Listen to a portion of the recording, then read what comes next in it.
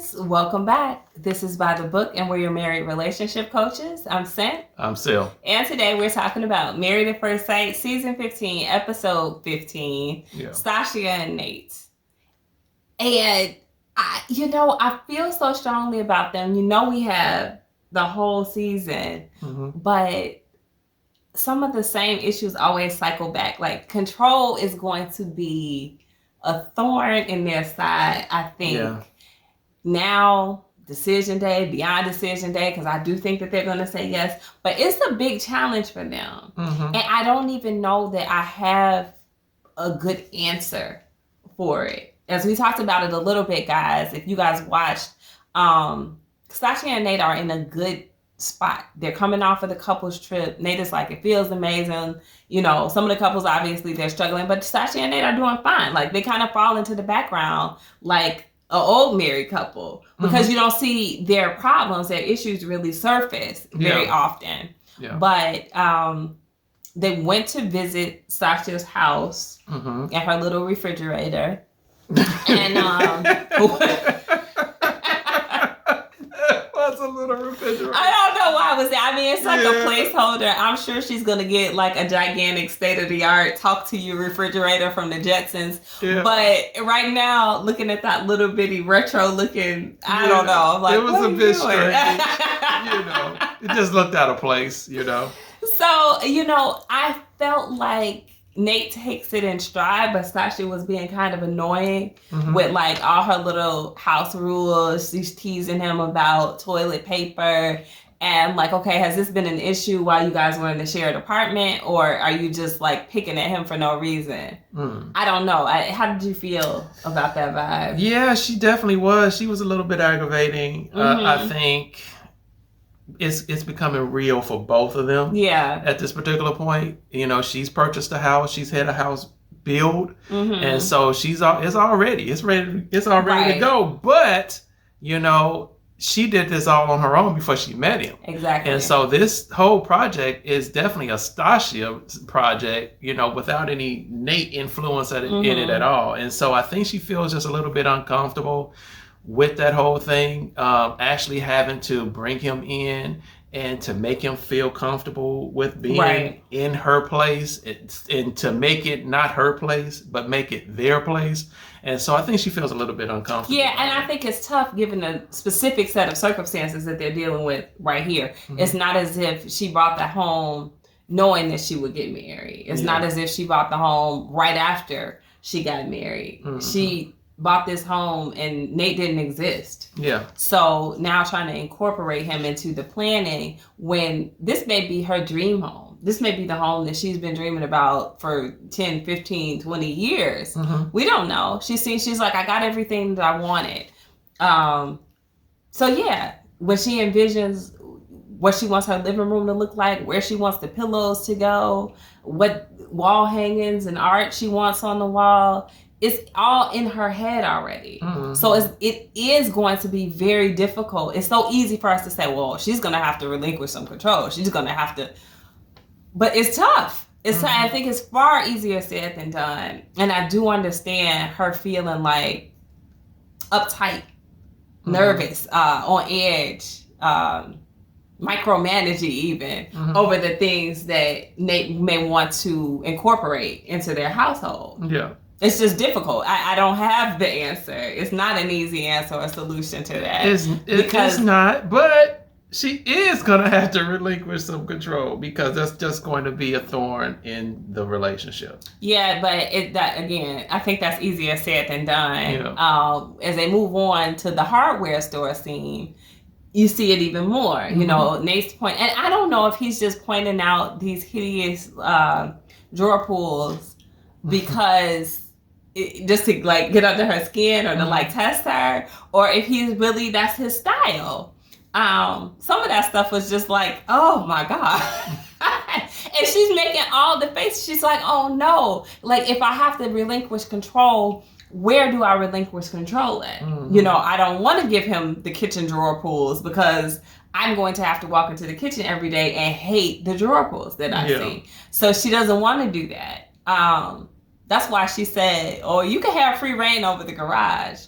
And that may sound like a consolation prize or, you know, something that would be taken offensively. I could definitely understand. But it's like in her head, she's trying to see what can I relinquish control of and still be okay and not like go crazy in my head about. Yeah. But even in the garage, she says, I'll relinquish control over that. You can have full reign. However, I do have some ideas on how. She has ideas, but I think that was her showing the sacrifice. I think that was her saying, I know what I would like for it to look like, but I'm telling you, you can have that.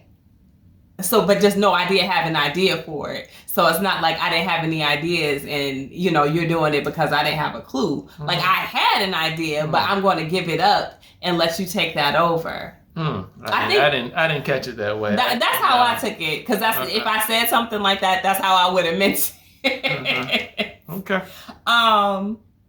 Yeah, so Nate's like trying to nix things. He's trying to bring in his own personal touches. He's like, none of these shiny type of drawer pulls. I don't like that. These are out. And Sasha's like, oh God, you know, uncomfortable. But I mean, he makes a good point. He said himself in the confessional, like it is important that, you know, I have my own personality in the house. Otherwise it's going to be uncomfortable for me. You know, it's going to be like, I'm just in her space. Yes. So I get that too, fully. I totally understand Nate's position. It's just, what do you do in a situation like that? Where do they find the compromise? Yeah, it's very difficult. It's a tedious balance. He has to be very, I guess, accommodating as well, understanding that this is tough for her. And she has to understand how tough it is for him as well and how much out of control Nate may feel. Yes. In the situation. It's not easy. It's not easy. Yeah. So Nate kind of joked with her. I think he was joking when he said, I'll give you 50% input. Yeah. After she had said she'd give him, you know, input. He said he'll give her back, you know, 50% of input. And he said, I'll let you decide on those things you want to prioritize. And Sasha's like, what does that mean? Yeah. Which I didn't fully understand what it meant either. So I don't think she was necessarily trying to be obnoxious with that and say, what do you mean? Because this is my house. I think she's like, I don't understand how that applies to this situation. Yeah. Right? I think he was just messing with her. I really think, because she had said, well, I'll let you have this. It wasn't okay, we can do this together or we're going to work on this together. It wasn't like we're equals. I'll let you have. Yeah. You know, that's the way she framed it. And so he come back with, well, I'll let you have this 50%, you know, thing. And so, of course, Stacia being Stacia, she's like, what does that mean? What do you mean let me? What are you talking about? You know? And so I just think that was his way of kind of like, I don't know, being sarcastic a little bit, you know, right back at her. Yeah. Well, I don't know. It didn't come to a resolution. So when Stacia was talking to Alexis privately about it, she said she felt like the hardware store situation was scary for him. Like, you know, it made things be real and it was frightening, I guess. Yeah, it was scary for Stacia too, though. And as much as you don't want to hear from Alexis, you know, she asked, where is the compromise? Which Stacia's like, we don't know. We haven't figured that out yet. Nate feels like she's going to just veto anything it is that he picks, but that she doesn't like. Yeah. I think that's one of those things that takes time, honestly. She probably will. Like, she probably has 9,000 ideas of what she wants to go on in that house. Must-haves. But I think if he was serious, what he means by prioritize is like, for instance, when she said she had to have those black hexagon tiles in the bathroom. Okay, that's very important to you. That can be a priority. We can go with the black tiles in the bathroom. But how important is, you know, the paint job in the basement, for instance? You know, you got to pick what's the most important. And those things that you don't prioritize as so important, well, those will be my things. And I think that would be a fair compromise. That would be a fair compromise. Okay. All right. I didn't catch that. All right. Cool. So they move on to go on a hike. And this is when they kind of shift gears. This is Nate's adventure for her. And they talk about children. Because back when they were looking at the house, Nate was commenting about how white everything was and how kids aren't going to keep things clean. And having a baby is not going to be very fun. Mm-hmm. And Stacia very much thinks that you can have fun. Like, there's a balance there. You can have children and you can have fun. God bless you. Excuse me. Thank you. So, Nate's not seeing it that way. He's like, look, kids are messy. They touch things. They do bad things. They're going to touch these white pillows and mess them up. They're going to write on the walls and mess them up, And I think Nate may have a more realistic idea about what kids are going to do, because she thinks that she's going to be able to stop children from messing up the house. Yeah. You can't, especially when they're pretty small. They don't know not to put their peanut butter and jelly fingers on your white pillow. Yeah. It looks like a napkin to them. Yeah. So it is going to be a challenge. Now, what was interesting that I didn't see coming was her breakdown of what he was truly concerned about, where she talked about, the issues with children being kind of triggering for him in terms of his mom abandoning him and living a young person's life. What we hadn't heard, what we just learned, is how much younger his mom was than his dad. She was 23 when she had him. Dad was 36.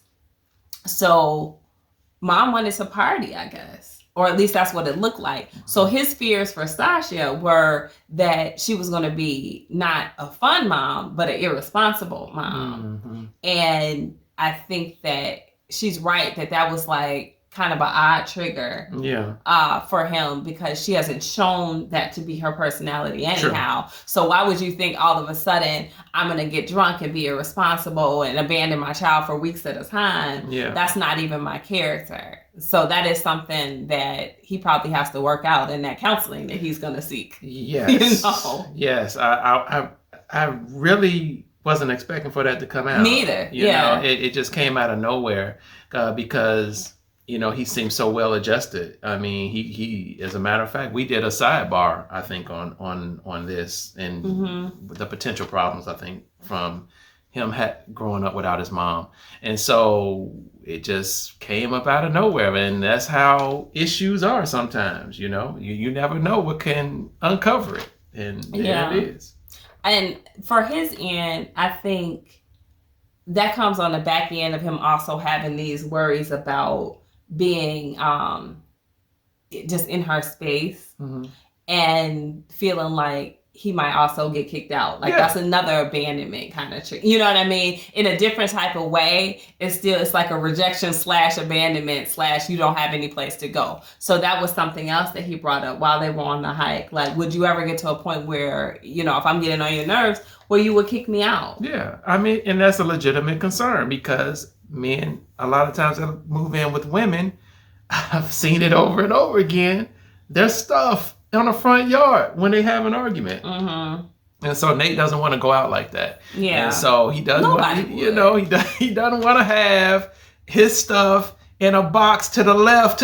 He does not want that. So, in a marriage, though, that can't happen legally. So it's not something that he should be worried about practically happening to him. Nonetheless, you still can feel put out of that situation. Because honestly, if Stacia says, get out of my house, even though he doesn't have to legally leave, he probably will leave. And I think that's what most men end up doing. They're like, well, I'm not going to stay and force myself into a house that's not even mine, so to speak. So they will leave, and he will feel like, I have no place else to go. She put me out. Yeah. So exactly. I get that. I've seen it. I've seen that a whole lot more than I've ever seen a man actually put the woman out. So I see it all. So I think it's definitely a legitimate concern on his part. And it's a leap of faith for him. It's a sacrifice for him. So I think there it is. He's definitely probably feeling some anxiety about that. Yeah. So I don't know. I mean, honestly, this is one of those where I don't have a good recommendation for them in terms of blending the household better. I think it's very tough when two people come together into one person's home that they already have. It's a challenge, and it's going to take work from them both, like day to day, to feel like that comfort, that respect, that understanding that, you know, this is your place too. And it's probably not going to be instant. I think he's going to be on edge and uncomfortable until they have some disputes, and then he sees that she's not putting him out. Yeah. And he sees that she's not like, well, this is my house, you know, and take that attitude with him. Yeah. Until he sees that, no, like, she respects this as being my home too, then, you know, that's always going to be on the back of his mind. Or, I don't know, 10 years later, 5 years later, whatever, then they purchase their own home together. That would be nice. That might solve it. Yeah. But I mean, that's the thing. She just had a brand new house built. Yeah. She's not going to want to buy a brand new house soon. Yeah. So it's really challenging. He may need to buy in if he has some assets that he can liquidate and be like, look, I'm going to put in, I don't know how much her home is worth, but like a chunk, you know, I'm going to put in $150,000. And now I feel like this is mine too. Yeah. I want to be on the deed, you know, add me to the mortgage, and now it's ours. That's it. Maybe that's it. So anyway, let us know what you guys think about that. Like, share, guys, comment, subscribe, and we'll talk to you soon. Bye.